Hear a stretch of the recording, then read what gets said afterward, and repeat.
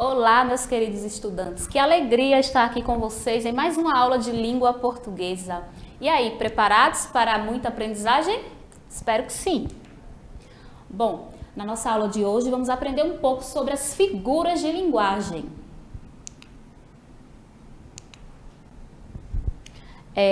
Vamos analisar os efeitos de sentido do uso de figuras de linguagem, como comparação, metáfora, metonímia, personificação, hipérbole, dentre outras.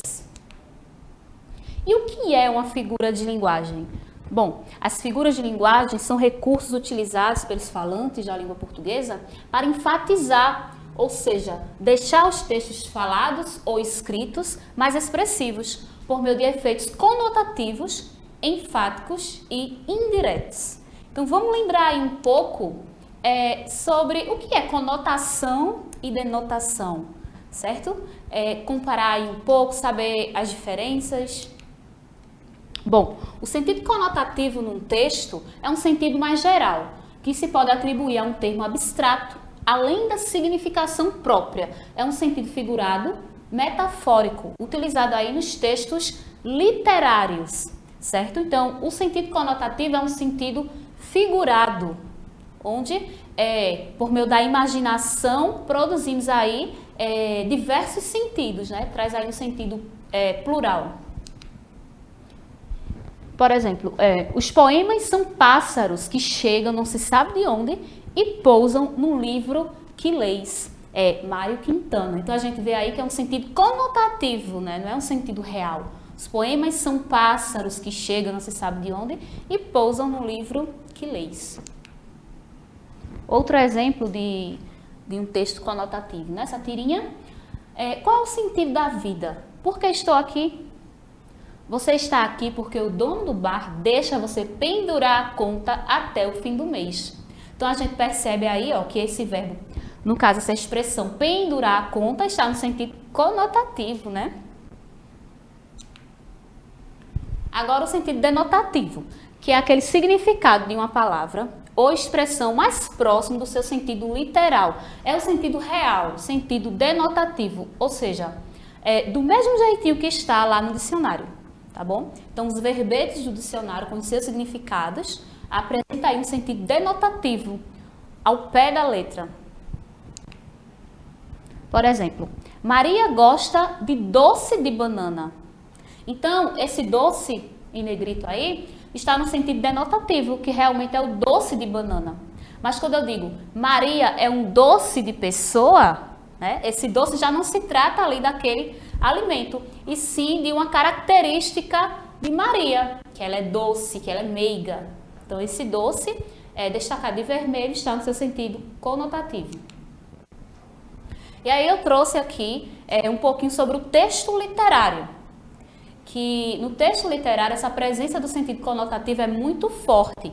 Por quê? O texto literário ele busca emocionar, né? Sensibilizar, trata-se aí de uma ficção, recriação da realidade, né? Uma linguagem poética, uma linguagem conotativa, figurada, e uma linguagem ambígua, ou seja, com mais de um sentido. Já o texto não literário, ele tem a ênfase aí, está no conteúdo, ou seja, na informação. Então, utiliza-se uma linguagem denotativa, uma linguagem real. O leitor não pode ler um texto não literário e ter dúvidas.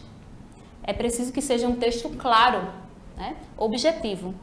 Então, a realidade é apenas traduzida. Tem uma linguagem objetiva, busca informar, explicar.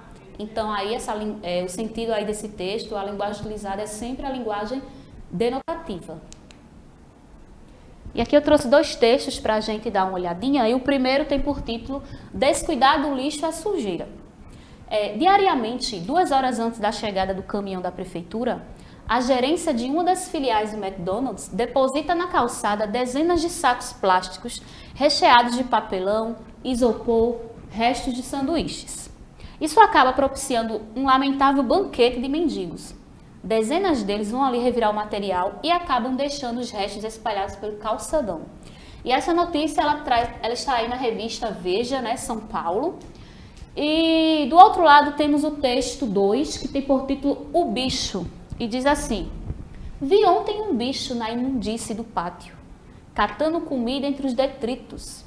Quando achava alguma coisa, não examinava nem cheirava, engolia com voracidade. O bicho não era um cão, não era um gato, não era um rato. O bicho, meu Deus, era um homem.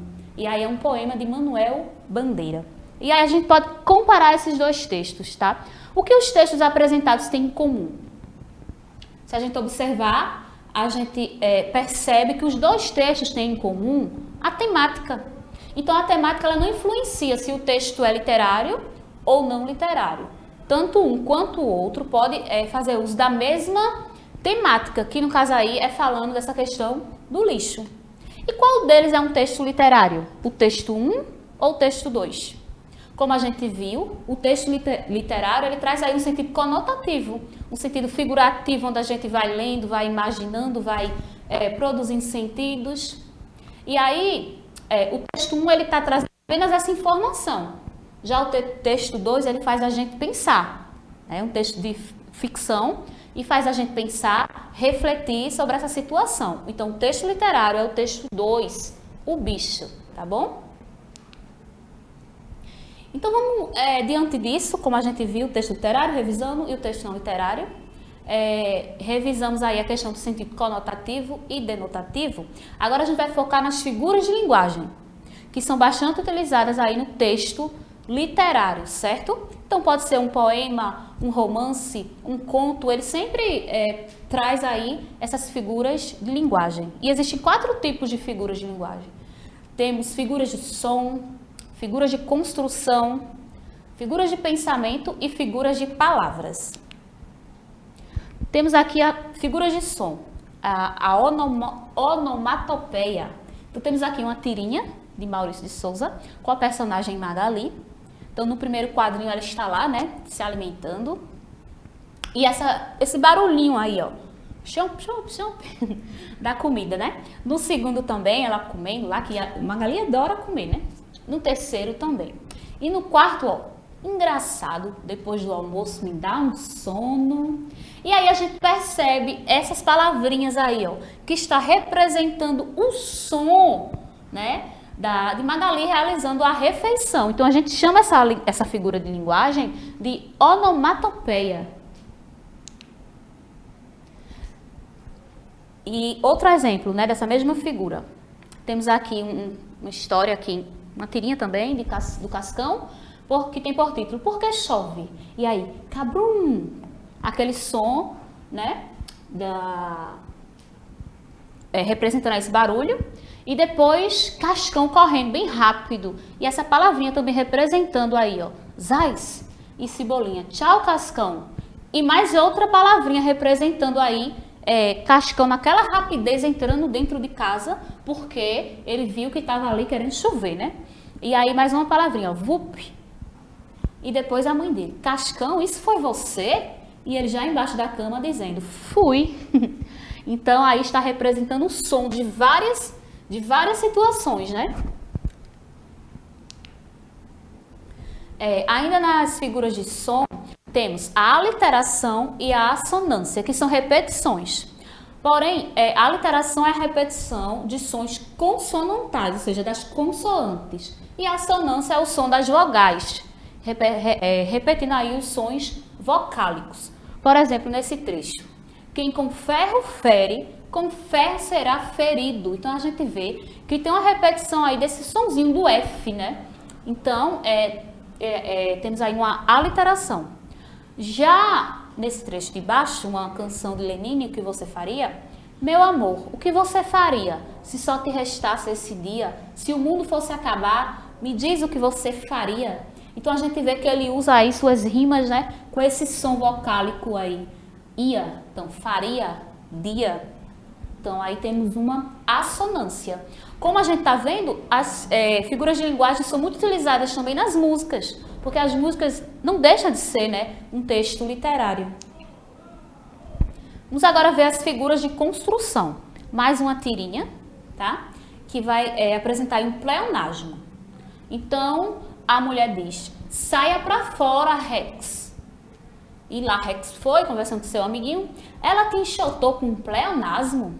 Impossível, ela não seria capaz. Então o que era? Entendi. Levar a saia para fora.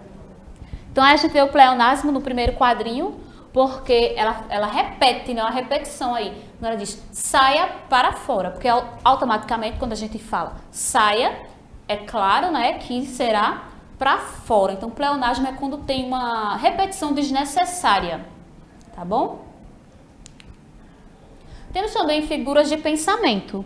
Então, ó, após o evento, João foi convidado a se retirar da escola, tá bom? Então, assim, se a gente fosse falar em outras palavras essa frase, a gente percebe que o João foi expulso.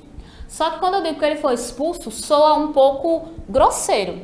Então, a gente utiliza aí as figuras de linguagem como eufemismo para amenizar uma situação. Então, em vez de dizer que João foi expulso, né, da escola, a gente pode dizer, após o evento, João foi convidado a se retirar da escola, que soa aí, ó, bastante, soa mais leve, e aí temos a presença do eufemismo. Figuras de palavras. Maria é uma flor.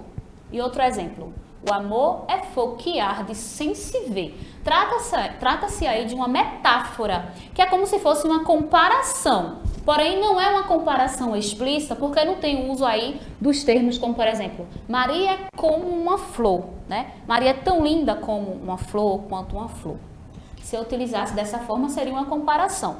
Já aqui não, eu estou deixando claro que Maria é uma flor, mas a gente sabe que isso é uma figura de linguagem, isso aí é um sentido conotativo, então é uma metáfora. Quando eu utilizo de uma comparação, porém, eu vou bem direto.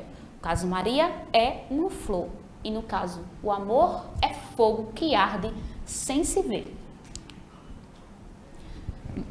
Pronto, aqui é a comparação que eu tinha falado. Então, Maria é como uma flor. O amor é como o fogo. A vida vem em ondas como o mar, aí da canção de Lulu Santos. Então, quando eu uso esse termo como, eu estou comparando. Agora, se eu digo Maria é uma flor, eu faço uso da metáfora.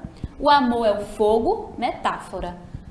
Certo? Agora, se eu utilizo a palavrinha como, não é metáfora, e sim uma comparação.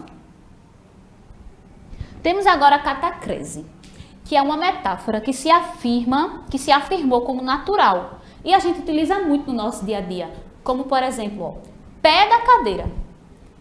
Então, quando a gente dá uma característica para um objeto como se fosse uma pessoa, por exemplo, pé da cadeira, né? A cadeira não tem pé, mas a gente chama de pé da cadeira. A asa da xícara, a coroa do abacaxi. Então, essa figura de linguagem é chamada de catacrese. Outro exemplo de catacrese. Algumas mulheres adoram sapato de bico fino, né?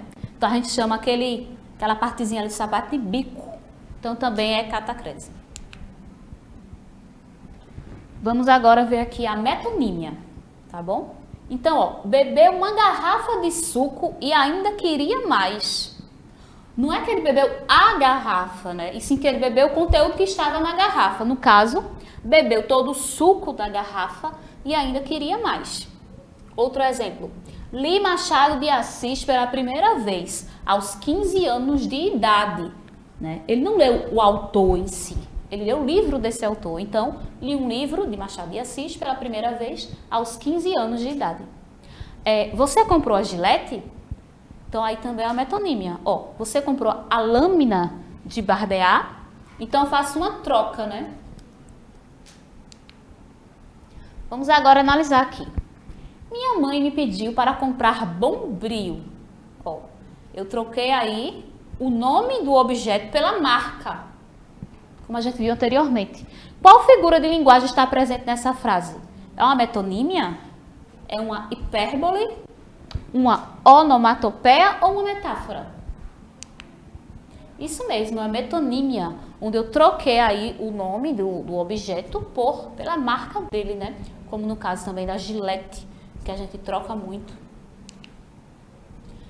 Qual figura de linguagem está presente nas orações abaixo? Primeiro, convide-o a retirar-se, por favor. Então, no caso, a pessoa está pedindo para que essa pessoa saia, né? Mas aí ela está falando de uma forma bastante educada. Então, convide-o a retirar-se, por favor. E no segundo, a testemunha faltou com a verdade. Ou seja, ela mentiu, né? Então, aí, para amenizar aí essa expressão, essas expressões, nós utilizamos a figura de linguagem eufemismo. Bom, vamos agora para a atividade 13, onde a gente vai analisar umas expressões e vamos informar se é uma catacrese ou não. Lembrando que a catacrese, quando a gente coloca partes de corpo em objetos para representar. Então, na letra A temos cabeça do alfinete, fio de óleo, corpo do texto. Letra B, olhos frios, tristeza de cheiro, brisa doce. Letra C, pulmão do mundo, cidade maravilhosa, ouro negro. Letra D, a nuvem chora, a noite celebra, vida cruel. Ou letra E, o cavaleiro, muito cavalheiro, ajudou a moça a descer do cavalo. Exatamente, a letra A está representando aí um exemplo de catacrese. Assim finalizamos a nossa aula de língua portuguesa, espero que vocês tenham gostado. Qualquer dúvida, podem me procurar nas redes sociais, que estarei lá para recebê-los com o maior carinho. Até a próxima!